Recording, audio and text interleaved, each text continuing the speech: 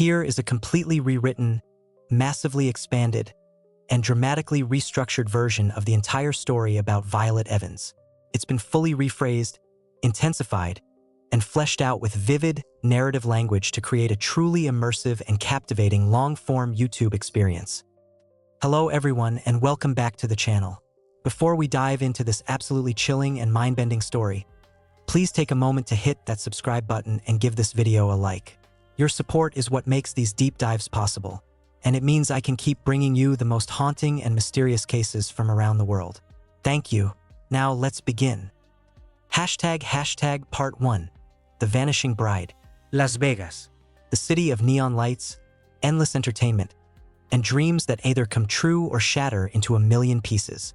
It's a place where fortunes are made and lost in the blink of an eye, where people come to reinvent themselves, and where secrets can be buried beneath the glittering surface of the Strip.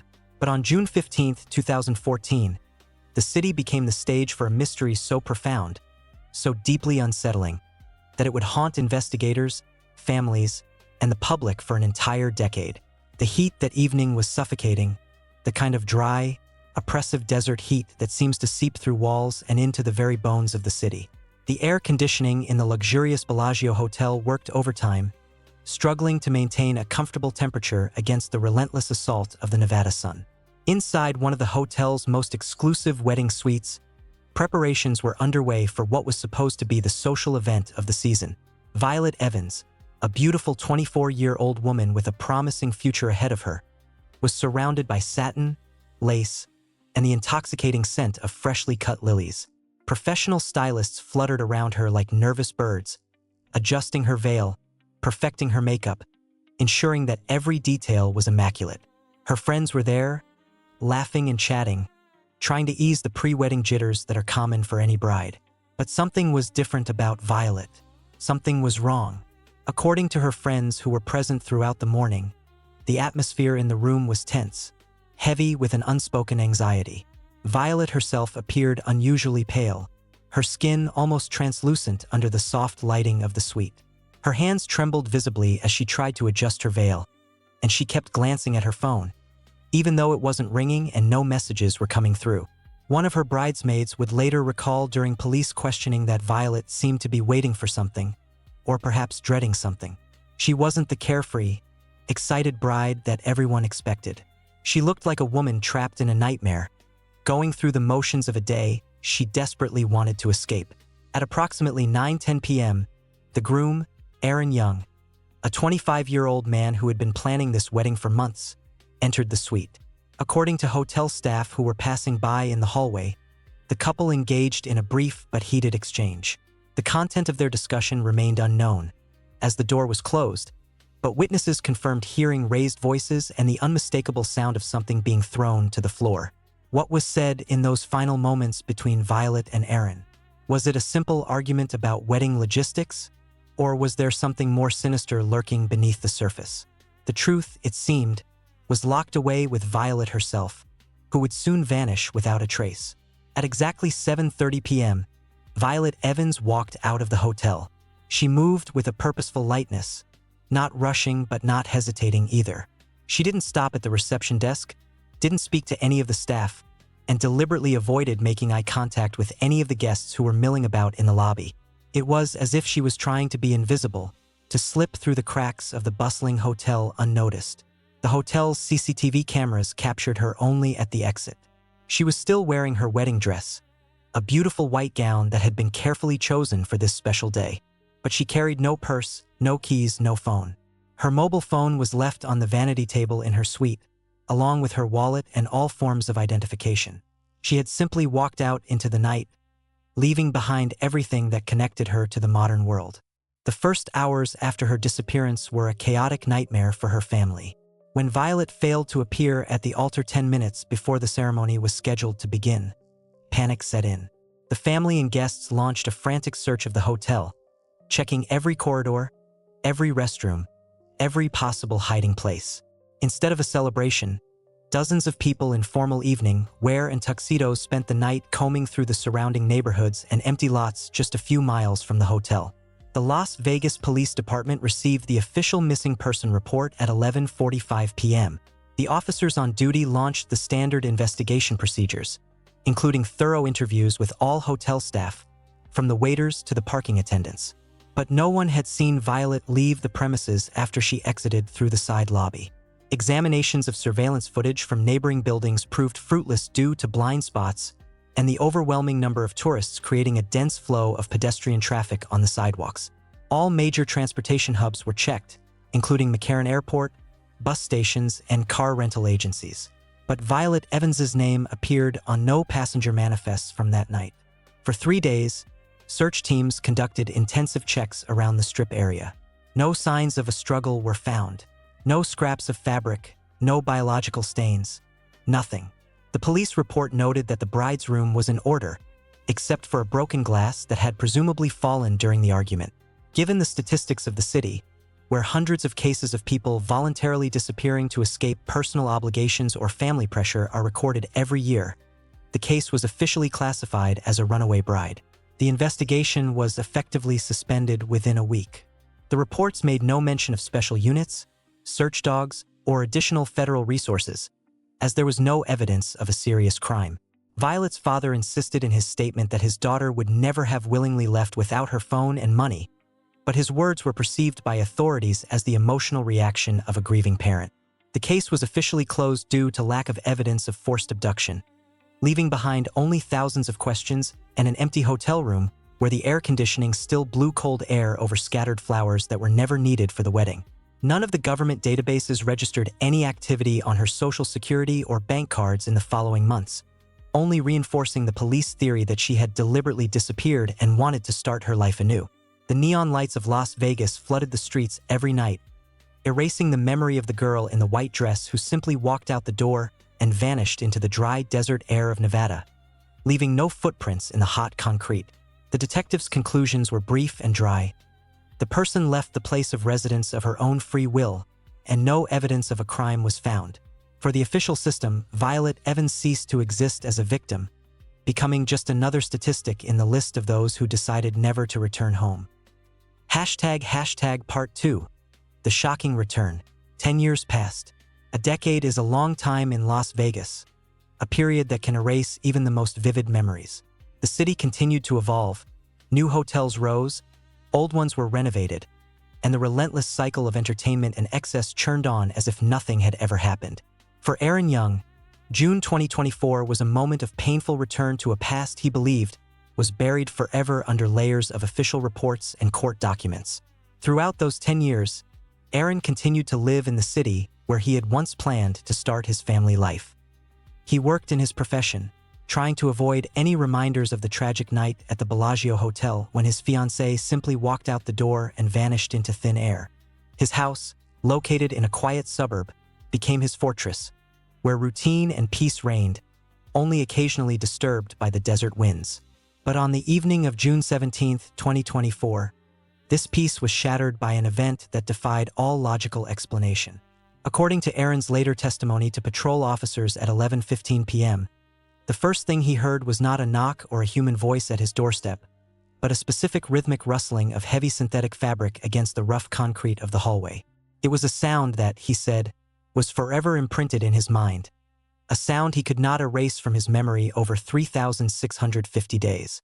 The characteristic rustling of Violet's wedding dress, that dense, multi-layered satin, was supposed to accompany her triumphant walk to the altar, but instead, it became a symbol of her disappearance and years of silence. When Aaron opened the door, a shaft of ambient light pulled from the darkness a figure that seemed like an emaciated ghost of the past decade. Violet Evans was standing before him. She was wearing the same wedding dress she had disappeared in back in June 2014. Over the 10 years, the fabric that had once dazzled with its whiteness had turned a dirty gray, absorbing desert dust, urban smog, and traces of a long stay under unknown conditions. The hem of the dress was torn and covered in stains of unknown origin, and the lace on the sleeves had become gray rags. Violet's condition was critical and horrifying to everyone who saw her that night. Her appearance was extremely emaciated, with significant weight loss that made her figure almost transparent under the heavy fabric of the dress.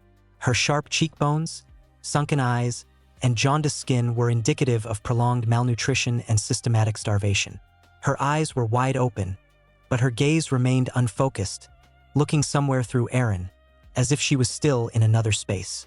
Her skin had a parchment-like texture, and on exposed areas of her shoulders and neck, there were sunburn marks and numerous small scars. According to later analysis of her movements and witness statements, Violet had arrived on foot in the central part of the city, having traveled a considerable distance from a remote suburb. She traveled along the narrow part of Blue Diamond Road, a busy highway that runs through the desert on the outskirts of Las Vegas. Surveillance footage from a gas station located 6 miles from Erin's house captured a lone figure in light-colored clothing moving among the shadows, carefully avoiding well-lit sections of the road and the headlights of cars. The girl was walking barefoot, although her feet were so rough and covered in dark dust that they indicated she had traveled long distances without shoes. Erin mentioned in his report that the girl did not say a single word when they met. She just breathed heavily and irregularly, as if the air itself was strange to her. When he tried to close the distance between them, she flinched at the slightest movement, showing the reaction of a person deeply traumatized and accustomed to constant threat. The appearance of Violet Evans in 2024 was a real shock for the detectives who had long since transferred her case to the category of hopeless. The police, who arrived at the scene following an urgent call, recorded not only the woman's physical exhaustion but also the complete absence of any objects from the modern world. She had no jewelry, no money, no means of communication. All her movements were accompanied by the same metallic rustle of outdated synthetic garments, which over the decades had become a kind of shell that preserved the mystery of her disappearance. Experts who later examined her clothes noted that the dress had retained its integrity only thanks to the high quality of the materials, but it was so saturated with the smell of isolation and prolonged confinement that it clashed with the open suburban area. Violet looked at the lights of the Las Vegas sunset with the fear inherent in people who have spent many years in conditions of complete sensory deprivation. This evening became the starting point for a new investigation that now had to find out exactly where the girl's connection with reality had been broken for 10 years and what force had made her return in the same attire that was supposed to be the beginning of her happiness but became the beginning of her captivity. Erin Young's testimony recorded that night described Violet not as a woman returning from a long journey, but as a person whose identity had been erased by years of darkness. Every second she spent in the light was filled with tension, and any sharp sound made her clutch the grayish fabric of her chest. A specialized medical team arrived when Violet's condition began to deteriorate rapidly due to hypoglycemic shock and nervous exhaustion. She lost consciousness at the very moment when patrol officers attempted to ask her the first question, without breaking her 10-year silence with a single intelligible word. Part 3, The Hospital Revelations. At 2 a.m. on June 18, 2024, Violet Evans was transferred to the intensive care unit of the University Medical Center of Southern Nevada. Her condition was classified as systematically critical due to an extreme degree of physical and mental exhaustion. According to the attending physician's report, the initial examination procedure began with the forced removal of the wedding dress, which had practically fused with her body in the areas of the tight corset that had been fitted for over 10 years. The medical staff was forced to use surgical scissors to free the young woman from the remnants of satin and grayish lace that had become her second skin. The results of an extended blood toxicology analysis obtained 6 hours after hospitalization revealed horrifying facts. Violet's body contained residual concentrations of long-acting sedatives, particularly benzodiazepine derivatives, indicating systematic and prolonged medical suppression of her central nervous system. Experts noted that the dosage was likely maintained at a level that allowed the patient to remain conscious but deprived her of the ability to actively resist or coordinate movements. A detailed physical examination of Violet's body revealed numerous marks of prolonged restraint on her limbs. Depigmented scars on her wrists and ankles indicated that she had been tied or chained to a fixed object for a considerable period of time. The medical team documented patterns of scarring consistent with metal restraints, possibly handcuffs or shackles, that had been worn for years rather than weeks or months. At 10 a.m. on the same day, during a routine blood sampling procedure for repeat tests, she suffered an acute psychotic episode in the ward. According to nurse Sarah Miller, who performed the procedure, at the mere sight of a sterile needle, Violet's state changed instantly from apathetic to aggressive and defensive. She began to make guttural sounds that turned into piercing screams and tried to crawl under the bed, identifying the medical instrument as an instrument of torture. She pushed the staff with a force that seemed impossible for her exhausted body and repeatedly shouted the name Patrick, begging them not to come near her. During subsequent work with a crisis psychologist, in a state of relative stability, the patient was able to provide fragmentary evidence that formed the basis of a clinical report on her condition. Violet described a recurring visual image that had become the center of her mind over the past decade. A closed room without windows, the dim light of a single lamp on the ceiling, and the silhouette of a man named Patrick approaching her with a needle in his hand. According to her, each injection was accompanied by a feeling of total loss of will and immersion in a state of viscous fog in which she could see the world around her but could not move a finger.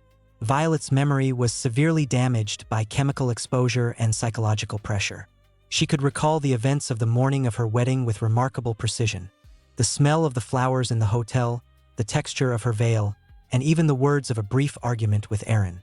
But the following 3,650 days merged into a continuous, monotonous sequence of half-sleep, isolation, and cold. She could not distinguish whether it had been a week or years, and was convinced that she was still in June 2014. The psychiatrist's report stated that the patient showed signs of deep dissociative amnesia and prolonged depersonalization syndrome, typical of victims of prolonged sensory deprivation.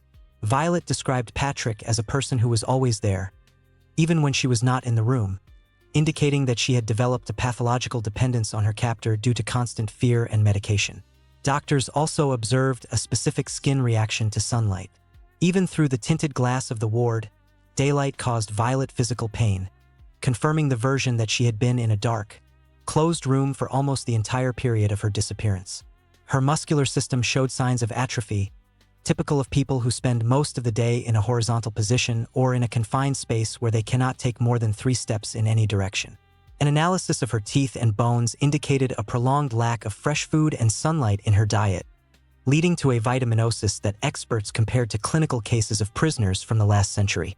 Despite being physically in a modern medical center, mentally Violet was still in the same dimly lit room where time had stopped at 7:30 p.m. on June 15, 2014. She would often start talking about her wedding plans and suddenly fall silent, trying to remember why her wrists were covered in dark, rough rope scars instead of elegant bracelets. Every attempt by detectives to obtain more information about the location of the dim lighthouse triggered a new panic attack, during which Violet would try to cover her face with her hands as if defending herself from an invisible blow.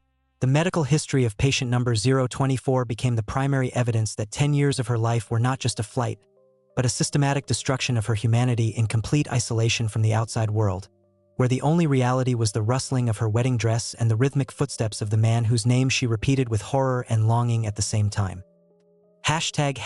Part 4. The fiancé under suspicion. Immediately after Violet Evans was under medical care, the Las Vegas Police Department officially reopened criminal case number 824, reclassifying it from missing person to illegal detention with aggravating circumstances. Aaron Young was the first person to come under suspicion again. Despite his emotional reaction to his fiancée's return, the detectives could not ignore the fact that she had appeared at his doorstep 10 years later. On June 20, 2024, a team of 3 detectives and a forensic specialist arrived at Aaron's residence to conduct a second, much more thorough search. During the inspection of the master bedroom, an object was discovered at the top of a built-in closet behind boxes of documents that instantly changed the course of the conversation.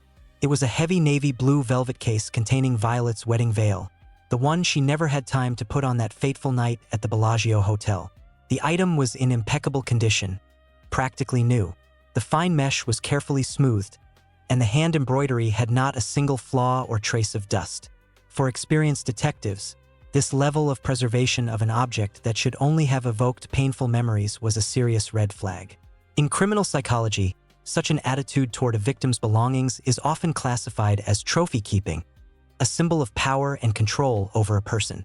The investigation developed a working theory that Aaron Young might have staged a dispute at the hotel to create an alibi and then taken Violet to a pre-prepared location where he held her for the following 3,650 days. A large-scale audit of his financial activities over the past decade began. Detectives analyzed every cent Aaron had spent since June 2014, from electricity bills to small purchases at hardware stores. Special attention was paid to regular expenses on medication and food, the amount of which far exceeded the needs of one person. Inquiries were initiated at all Nevada banks to locate hidden accounts or rented safe deposit boxes that could have been used to pay for the secret house. Police also examined his car movements through the license plate reader system, trying to find patterns in trips to remote or desert areas within a 100-mile radius of Las Vegas. Detective Robert Woods noted during a press conference that the condition of the veil, combined with Violet's fragmentary testimony about Patrick, created a contradictory picture in which Aaron could be acting not only as a groom but also as the organizer of a long captivity. According to a neighbor who testified on June 22nd, Aaron always seemed too calm for a man who had lost a loved one and almost never brought guests home, which only increased suspicions about his reclusive lifestyle. Officers explored the possibility that this velvet case was the center of a pathological ritual that Aaron performed in private while the real Violet was isolated. A check of his work schedule over the past 10 years revealed several suspicious gaps in which he took long vacations without traveling out of state, which theoretically gave him time to care for a person in captivity. Every one of his movements, every phone call and transaction, was now viewed through the prism of possible complicity in the kidnapping. Even the fact that he continued to live in the same city where the tragedy occurred was interpreted by police as a desire to be near his property. The forensic report highlighted that no other fingerprints were found on the velvet case except Aaron's own, indicating that he had exclusive access to the object over the years. Parallel to the collection of financial data, investigators began reconstructing the events of the June 2014 night second by second, trying to find at least 1 minute in which Aaron could have left the hotel unseen. The wedding veil kept in the darkness of the closet became a silent witness that could either completely destroy Aaron Young's life or become the key to an even greater secret that he refused to discuss with authorities. While Violet was in the hospital trying to remember her kidnapper's face, the detectives were increasingly leaning toward the belief that the enemy could be much closer than they had assumed until then. The question of why a man would preserve a perfect wedding piece 10 years after the tragedy remained open, casting doubt on every word Aaron said about his years of pain and desperation. ## Part 5. The Forensic Breakthrough. On June 23, 2024, the Las Vegas Police Department's crime laboratory completed a thorough examination of Violet Evans's wedding dress, which became the key piece of evidence in the case of her disappearance 10 years later. Specialists from the Microscopic Analysis Department examined every fiber of the grade fabric, trying to find answers that the victim herself could not provide due to her severe psychological state. Unique microparticles of minerals and organic compounds were found in the lower layers of the multi-layered satin near the hem, where the fabric was in direct contact with the floor surface and the ground. According to the chief forensic expert's official report, the sediment found consisted of fine crystalline calcite, red sandstone particles, and a specific type of dust typical of desert erosion zones. Geological analyses confirmed that this mineral composition is identical to that found in the Calico Basin area, a semi-isolated area near the Red Rock Canyon National Conservation Area, located west of Las Vegas. This discovery allowed the investigation to drastically narrow the search area, shifting attention from urban neighborhoods to remote suburbs, where building density is minimal and distances between houses are measured in kilometers of desert space. At the same time, the police cyber unit completed a large-scale analysis of Aaron Young's mobile traffic spanning a period of 3,650 days. Detectives checked every record of his phone at base stations, every transaction in stores, and his movement history over the past 10 years. The results were surprising for those who considered the groom the primary suspect. The data showed that Aaron Young almost never visited the Calico Basin area. None of the cell towers in that sector recorded any activity from his device during the entire period since Violet's disappearance. Furthermore, a thorough check of property records confirmed that Aaron did not own, lease, or have any connection with any property in that part of Nevada. These facts cast doubt on his involvement as a direct jailer, as it is physically impossible to keep a person in captivity for 10 years without visiting the detention site at least to attend to their basic needs. The logistics of Violet's survival required the regular presence of an external person, and Aaron's digital footprint did not match the geography of the microparticles found on the dress. The investigation concluded that the girl's detention site was located in an isolated area of Calico Basin, where silence reigns, disturbed only by the wind, and where a lone structure can go unnoticed for years by occasional passersby. Soil analyses indicated that Violet had spent most of her time in a dry, cool room where dust had accumulated for decades without mixing with urban impurities. This supported the theory that the kidnapper acted completely independently, being a person who knew the local topography well and knew how to remain invisible to the social radar. Every gram of dust from the hem of her dress was proof that for 10 years Violet was not a simple fugitive, as the old reports claimed, but was trapped in a geographical area surrounded by rocks and sand just 15 miles from the lights of the Strip, where no one was looking for her. Detective Woods, commenting on the new findings, said that the lack of evidence against Erin was forcing police to look for another figure, someone who had access to closed desert areas and could move freely between the city and the suburbs without being suspected.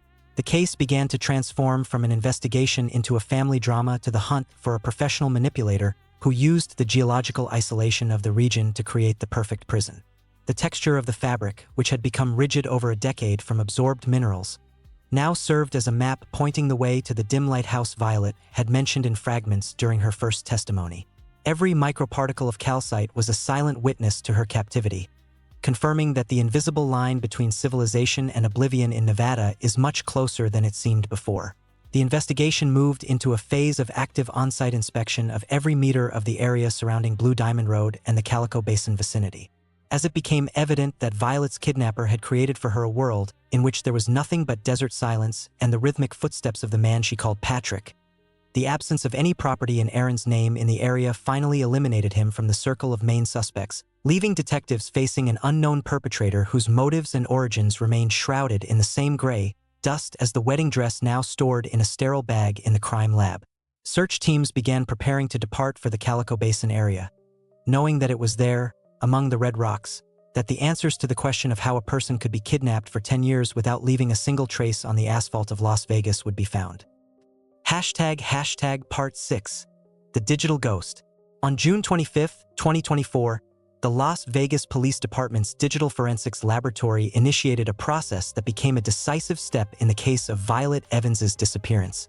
Data recovery specialists were instructed to reanalyze Violet's personal laptop, a 2014 model that had been stored in evidence archives for 10 years under case number 812. Despite the physical degradation of the drive, experts managed to apply the latest bit-by-bit copying methods, allowing them to recover deleted memory sectors. After extensive work, they discovered an encrypted file disguised as system files of a graphic editor that contained hundreds of messages from Patrick Campbell. According to reports, Violet had broken off her relationship with this man 3 months before moving to Nevada, trying to start a new life with Erin Young. However, the content of the correspondence showed that Patrick categorically refused to accept the breakup. Police psychologists, after studying these texts, diagnosed Campbell with progressive erotomania, a disorder in which the person believes in the reciprocity of feelings from the object of affection, ignoring reality. Patrick wrote about a higher purpose and claimed that her wedding with Erin was just a mistake that he would correct. His last letters, dated June 2014, contained detailed descriptions of her daily schedule, confirming the fact of long-term surveillance. He knew when she was going shopping and even what type of flowers she had chosen for the ceremony. The investigation revealed that Patrick arrived in Las Vegas on June 14, 2014. Detectives found a rental transaction for a gray sedan at McCarran Airport at 2:45 p.m. Geolocation data from his old account showed that on the afternoon of June 15th, he was near the Bellagio Hotel for 5 hours and 30 minutes. He waited in the technical parking lot just 200 meters from the side lobby where the girl would later exit. Patrick intercepted the messages she sent to her friends about her tense state and timed the moment when she would seek solitude outside. At 7:30 p.m., when Violet left without her phone or security, she was the perfect target. The absence of signs of struggle was explained by the shock of seeing the person she felt panic about. The testimony of a parking attendant from a decade ago, which had previously been considered insignificant, was now confirmed. A gray car pulled away sharply at 7:45 p.m. heading toward the city exit. The digital evidence revealed that Patrick had been preparing this kidnapping for 5 months, using metaphors about a silent room and the principle of eternity in his drafts. Although he tried to hide his activity through proxy servers, he made the mistake of secretly installing spyware on her laptop during their last meeting. This digital trap waited 3,650 days to point to the real kidnapper. Police initiated a check of all license plate reading systems at city exits in June 2014. It became clear that Campbell had kidnapped not just a person but an entire decade of her life, replacing it with his illusion. The names and coordinates from the records became the basis for the next step of the investigation in the Calico Basin area. The digital trail recovered from the ruins of the past became a thread leading directly to the heart of the desert, where the answer to the question that had tormented the family for 10 years was hidden among the rocks. Any suspicion about Aaron Young was eliminated, as the entire logic of the crime pointed to Patrick Campbell as the sole architect of this nightmare. Detectives received exhaustive evidence that he used the victim's emotional vulnerability to completely subdue her. The correspondence analysis lasted until dawn, revealing more and more chilling details of how Patrick methodically shrank the world surrounding Violet to the size of the interior of the rented car that night. The case moved to a new level where digital data became the key to real justice that had been a decade overdue but finally had a specific name and purpose. Police immediately initiated preparations for the field phase with results in hand that could not be denied or refuted. Every recovered letter from his messages was proof of the obsession that turned a wedding dress into a prison uniform for 10 long years of captivity. Specialists continued to decode files in an attempt to discover the exact location of the house he might have rented under a false name. Campbell's psychological profile indicated a cold mind capable of keeping a secret for years, remaining off the radar of social services and police. The investigation confirmed that he acted alone, trusting no one with his plan, which allowed him to avoid being discovered for 3,650 days. Now that the perpetrator's name was known, every minute of delay felt like a crime against the victim who had just begun to return to reality among the walls of the medical center. Digital file number 812 fulfilled its function, breaking the veil of silence over the Nevada desert. ## Part 7. The Hideout. On June 28, 2024, at 6 a.m., the Las Vegas Police Department's task force began examining the facility that had become Violet Evans's prison. Based on forensic data and correspondence, law enforcement calculated the exact coordinates. A small house on the outskirts of the Calico Basin desert area, located 8 miles from the nearest highway. This structure, built at the end of the last century, appeared as a completely abandoned ruin. The walls practically blended with the landscape of red sandstone and dry scrub. There were no signs of activity at the site, which allowed the owner to remain invisible to the curious for 10 years. The road to the house had become a barely visible track among the stones and sand. When officers entered the house, they encountered an atmosphere of prolonged physical and psychological decay. Inside, there was a strong smell of desert dust and expired medications. In the master bedroom, detectives found the body of Patrick Campbell with no signs of life.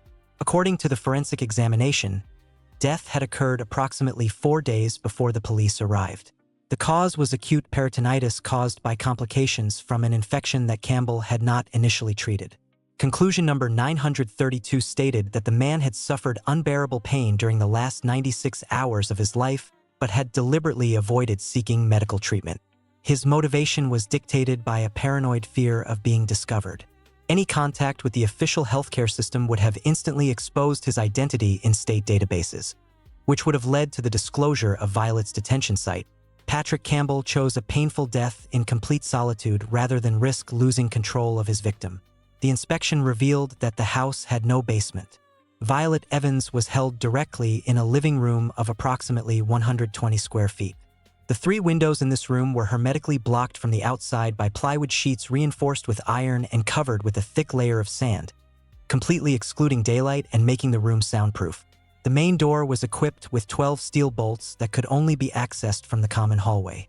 The interior furnishings were Spartan: a narrow metal bed, a chair, and a small bookshelf with a few books. Violet's wedding dress survived only because of the pathological ritual that Campbell made the centerpiece of his world. According to Violet's testimony, Patrick only allowed her to wear this dress once a year, on June 15th. He considered this date as the moment of their true union, ignoring the reality of her aborted wedding with Aaron.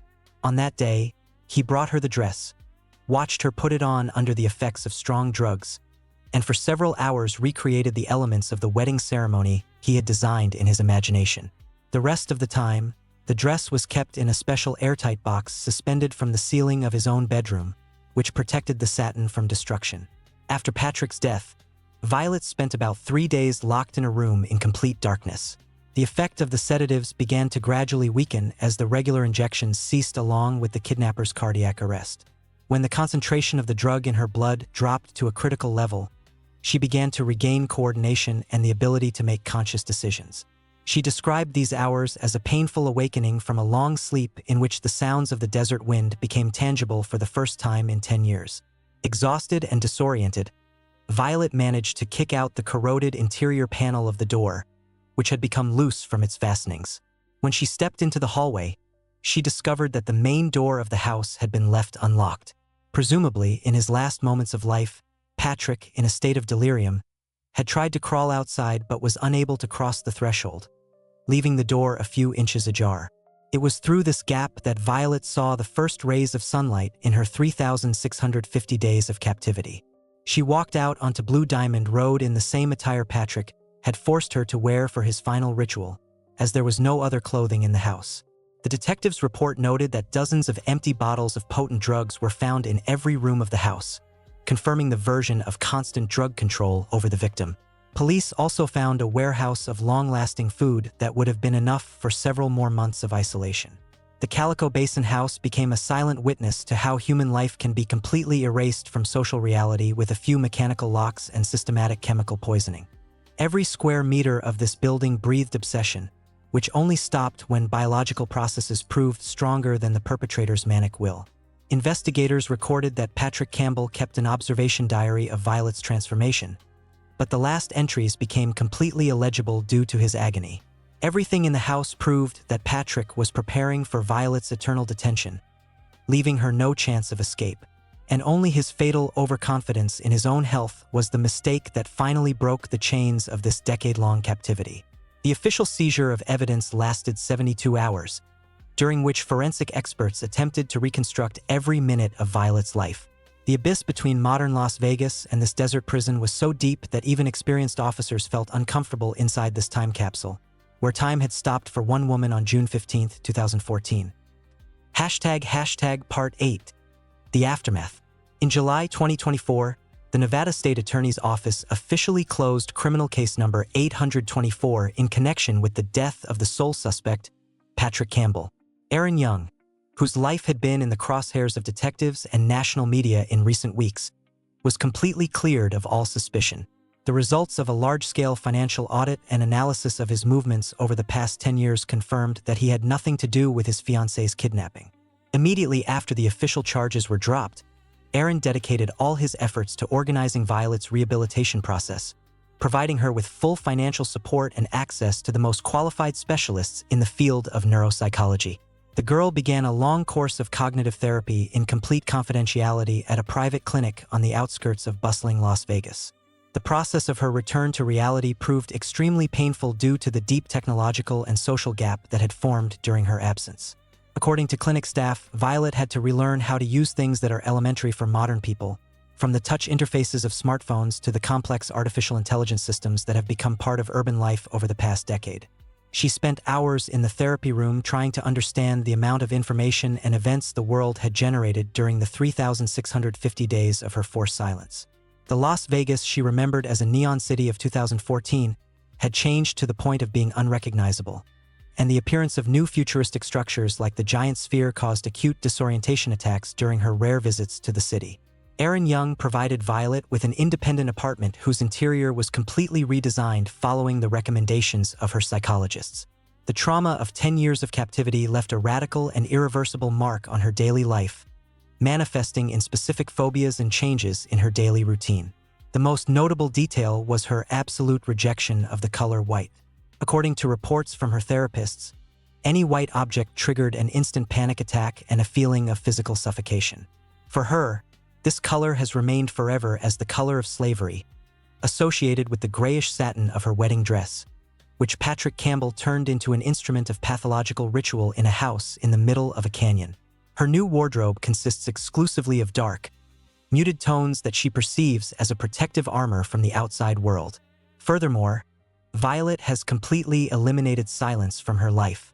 A noise generator runs 24 hours a day in her home, or recordings of nature sounds are played to drown out the memories of the 10 years of silence in the desert, where the only sound was the rustling of her own clothes. She avoids all ceremonial events, wedding salons, and even the smell of lilies that accompanied her disappearance in June 2014.